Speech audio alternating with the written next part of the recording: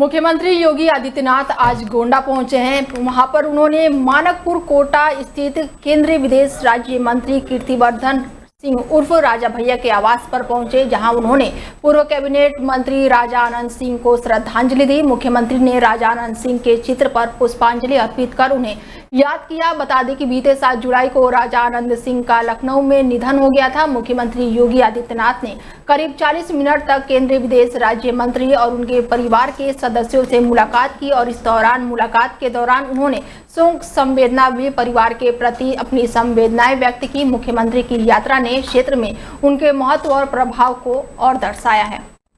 खबर यूपी के शामली से है, जहां पर भगवा वेशभूषा धारण कर एक मुसलमान युवक एक बच्चे के साथ हिंदू कॉलोनी में भीख मांगता हुआ पकड़ा गया है। भीख मांग रहे युवक का नाम शहजाद है, जो कि सोनू के नाम पर हिंदू युवक बनकर भीख मांग रहा था। जब कॉलोनी वासियों ने पकड़कर उसकी जांच की तो भीख मांगने वाला युवक मुस्लिम निकला है। राशन कार्ड में युवक का नाम शहजाद पाया गया है, जिसके बाद से कॉलोनी में बवाल मच गया और कॉलोनी वासियों ने आरोपी को पकड़कर पुलिस के हवाले कर दिया है। वहीं स्वामी यशवीर जी महाराज का कहना है कि शहजाद के सोनू बनकर भीख मांगने पर हिंदुओं की भावनाओं को ठेस पहुंची है और इस तरह के कृतज्ञ से साफ जाहिर है कि हिंदू धर्म में खिलवाड़ किया जा रहा है और धर्म छिपाकर एक मुस्लिम भोले भाले बच्चों के साथ हिंदू कॉलोनी में भीख मांग रहा है, जो एक तरह से धोखाधड़ी का भी मामला बताया जा रहा है। साथ ही ये भी कहा जा रहा है कि दिन में मुसलमान हिंदू के नाम पर भीख मांगते हैं और दिन में हिंदुओं की कॉलोनी की रेकी करते हैं और रात को गंभीर घटनाओं को अंजाम देते हैं। देखिए, हम बार बार आवाज उठा रहे हैं कि मुसलमानों की बहुत बड़ी संख्या ऐसी है, जब भी उन्हें हिंदुओं के प्रति कुछ करना होता है, चाहे लव जिहाद करना हो या कोई और घटनाएं करनी हो या भोजन में थूकने मूत्र करने का षड्यंत्र करना हो, तो ये सारे के सारे पहले अपनी पहचान छिपाते हैं। लेकिन आप लोगों ने देखा होगा, कभी भी हिंदू अपनी पहचान छिपा करके किसी भी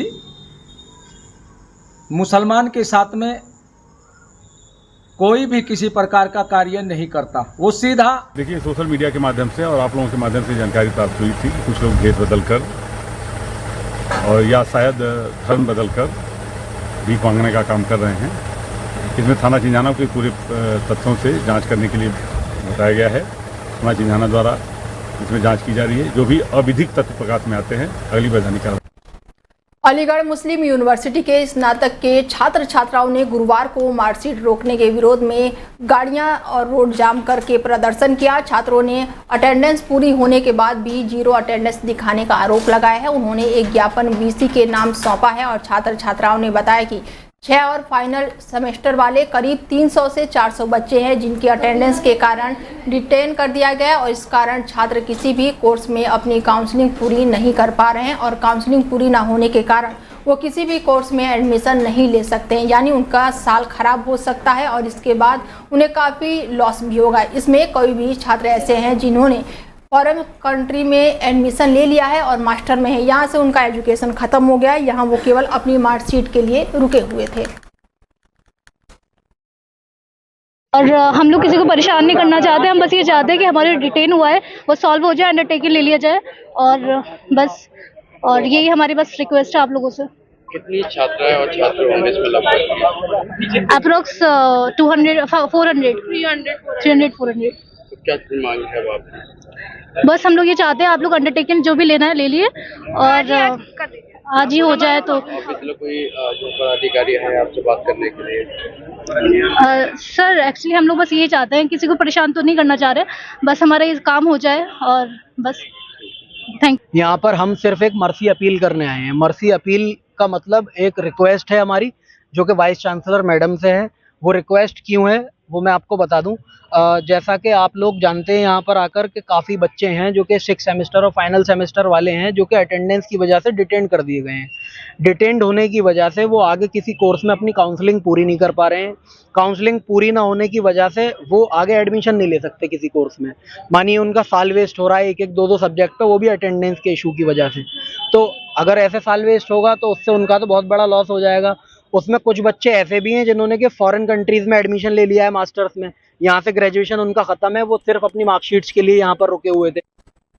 उत्तर प्रदेश के शाहजहांपुर में सावन के पहले ही दिन कांवड़ियों के साथ मारपीट का मामला सामने आया है। फर्रुखाबाद से गोला गोड़कर नाथ के लिए रवाना होने के बाद से यहां पर जमकर मारपीट का मामला सामने आया है और जिस कारण लंबा जाम भी लग गया। बता दें कि बस के साइड करने के बोलने पर तभी बस के कंडक्टर उसके बस के अंदर खींचकर अंदर से खड़े रहे और डंडों से खूब मारपीट की। इसके साथ ही साथियों ने काफी बचाने का भी प्रयास किया, लेकिन कांवड़ियों के साथ मारपीट का ये मामला सामने आया। हालांकि घायलों को शाहजहांपुर रेफर कर दिया गया है और पुलिस ने इतने बड़े अपराध के बदले में कई गंभीर धाराओं में मुकदमा दर्ज कर लिया है और आगे की कार्रवाई शुरू कर दी है।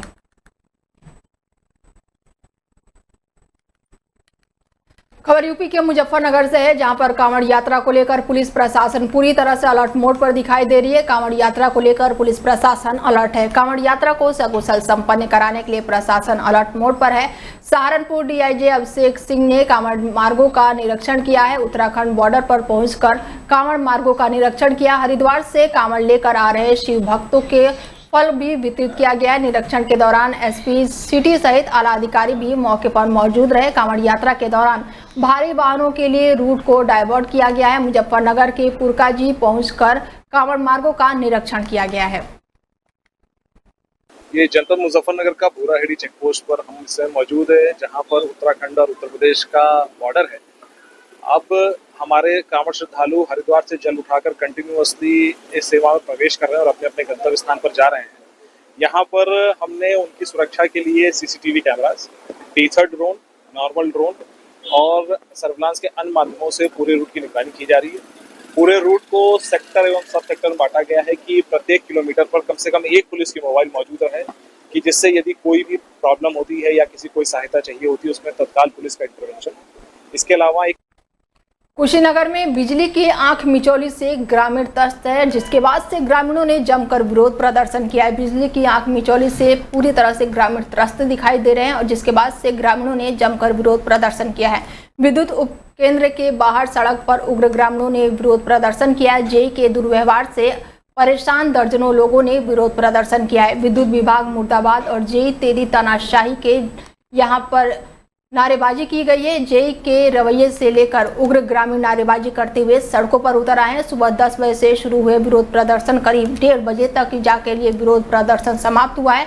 विद्युत एक्सपायर के टेलीफोनी आश्वासन द्वारा धरना प्रदर्शन कराया गया था और सड़कों पर उतरे उग्र लोगों को देखकर मौके पर शांति व्यवस्था में लगी पुलिस ने बरौना तहसील क्षेत्र के विद्युत उपकेंद्र का ये पूरा मामला बताया जा रहा है, जहाँ पर ग्रामीणों ने जमकर विरोध प्रदर्शन किया है। साथ आए थे लोग, एक ज्ञापन पत्र एसएसओ साहब को दिया गया था, जिसमें उनके द्वारा आश्वासन दिया था कि 11-12 तारीख तक बिजली की व्यवस्था सुचारू रूप से सही हो जाएगी। फिर हम लोग कल जेई साहब से बात हुआ, जेई साहब बोले कि अभी बिजली में टाइम लगेगा और हमारा जो गांव का बिजली है वो काट के शहर में ट्रांसफर कर दिया गया है और हम लोग धरने के मूड में नहीं आए थे। लोग यहाँ पर आए थे, लोग एसएसओ साहब थे, सामने हम लोग यही पूछा गया था कि बिजली। नोएडा पुलिस की बदमाशों के साथ मुठभेड़ का मामला सामने आया है। बदमाशों ने चोरी की घटना को अंजाम दिया था। नोएडा के सेक्टर 24 थाना पुलिस ने मुठभेड़ के बाद बड़ा खुलासा किया है। पुलिस ने मुठभेड़ में एक बदमाश घायल भी हुआ है और जिसके बाद से 2 बदमाश मौके से गिरफ्तार किए गए हैं। पकड़े गए बदमाशों ने कुछ दिन पहले ही सेक्टर 12 और सेक्टर 20 में चोरी की घटना को अंजाम दिया था। शातिर बदमाशों के कब्जे से लाखों रुपए के जेवरात और 2 लाख रुपए नकदी और अवैध हथियार घटना में उपयोग की गई कार भी पुलिस ने बरामद कर ली है। शातिर बदमाश पंजाब जेल में मिले थे और चोरी और लूट की योजनाएं बनाते थे। फिर लगातार नोएडा, दिल्ली, गाजियाबाद में रेकी कर मकानों में चोरी की घटनाओं को लगातार अंजाम दे रहे थे। गैंग के सरगना संजीव कुमार यादव उर्फ फौजी पर लूट चोरी के 31 मुकदमे दर्ज हैं। बाकी दोनों बदमाशों पर भी लूट चोरी के दिल्ली एनसीआर के अलग अलग थानों में कई मुकदमे दर्ज हैं। सर, एक मुठभेड़ हुई थी कल और कितने लोग आप लोगों ने गिरफ्तार किए, किस तरीके से ये घटनाओं को अंजाम देते थे? कल थाना 24 की पुलिस से एक सातिर गिरोह से मुठभेड़ हुई थी, जिसमें उसमें गिरोह के एक सदस्य संजीव कुमार यादव और फौजी के पैर में गोली लगी थी, जबकि 2 अन्य सदस्य अमन बग्गा और सरपाल सिंह को कामबे के दौरान गिरफ्तार किया गया था। ये एक साथी गिरोह है जो बंद घरों में खासकर जो दिन में रेकी करके चोरी करने की घटनाओं का अंजाम देते हैं। ये लगभग इन पर तीनों पे मिला लिया जाए तो लगभग 100 मुकदमे इन पर पंजीकृत हैं। सर एक मुठभेड़ हुई थी कल और कितने लोग आप लोगों ने गिरफ्तार किए हैं, किस तरीके से ये घटनाओं को अंजाम देते थे? कल थाना 24 की पुलिस से एक सातिर गिरोह से मुठभेड़ हुई थी, जिसमें उसमें गिरोह के एक सदस्य संजीव कुमार यादव और फौजी के पैर में गोली लगी थी, जबकि 2 अन्य सदस्य अमन बग्गा और सरपाल सिंह को कामबी के दौरान गिरफ्तार किया गया था। ये एक साथी गिरोह है जो बंद घरों में खासकर जो दिन में रेकी करके चोरी करने की घटनाओं का अंजाम देते हैं। ये लगभग इन पर तीनों पे मिला लिया जाए तो लगभग 100 मुकदमे इन पर पंजीकृत हैं। सर एक मुठभेड़ हुई थी कल और कितने लोग आप लोगों ने गिरफ्तार किए हैं, किस तरीके से ये घटनाओं को अंजाम देते थे? कल थाना 24 की पुलिस से एक सातिर गिरोह से मुठभेड़ हुई थी, जिसमें उसमें गिरोह के एक सदस्य संजीव कुमार यादव और फौजी के पैर में गोली लगी थी, जबकि 2 अन्य सदस्य अमन बग्गा और सरपाल सिंह को कामबी के दौरान गिरफ्तार किया गया था। ये एक साथी गिरोह है जो बंद घरों में खासकर जो दिन में रेकी करके चोरी करने की घटनाओं का अंजाम देते हैं। ये लगभग इन पर तीनों पे मिला लिया जाए तो लगभग 100 मुकदमे इन पर पंजीकृत हैं। सर एक मुठभेड़ हुई थी कल और कितने लोग आप लोगों ने गिरफ्तार किए हैं, किस तरीके से ये घटनाओं को अंजाम देते थे? कल थाना 24 की पुलिस से एक सातिर गिरोह से मुठभेड़ हुई थी, जिसमें उसमें गिरोह के एक सदस्य संजीव कुमार यादव और फौजी के पैर में गोली लगी थी, जबकि 2 अन्य सदस्य अमन बग्गा और सरपाल सिंह को कामबी के दौरान गिरफ्तार किया गया था। ये एक साथी गिरोह है जो बंद घरों में खासकर जो दिन में रेकी करके चोरी करने की घटनाओं का अंजाम देते हैं। ये लगभग इन पर तीनों पे मिला लिया जाए तो लगभग 100 मुकदमे इन पर पंजीकृत हैं। सर एक मुठभेड़ हुई थी कल और कितने लोग आप लोगों ने गिरफ्तार किए हैं, किस तरीके से ये घटनाओं को अंजाम देते थे? कल थाना 24 की पुलिस से एक सातिर गिरोह से मुठभेड़ हुई थी, जिसमें उसमें गिरोह के एक सदस्य संजीव कुमार यादव और फौजी के पैर में गोली लगी थी, जबकि 2 अन्य सदस्य अमन बग्गा और सरपाल सिंह को कामबी के दौरान गिरफ्तार किया गया था।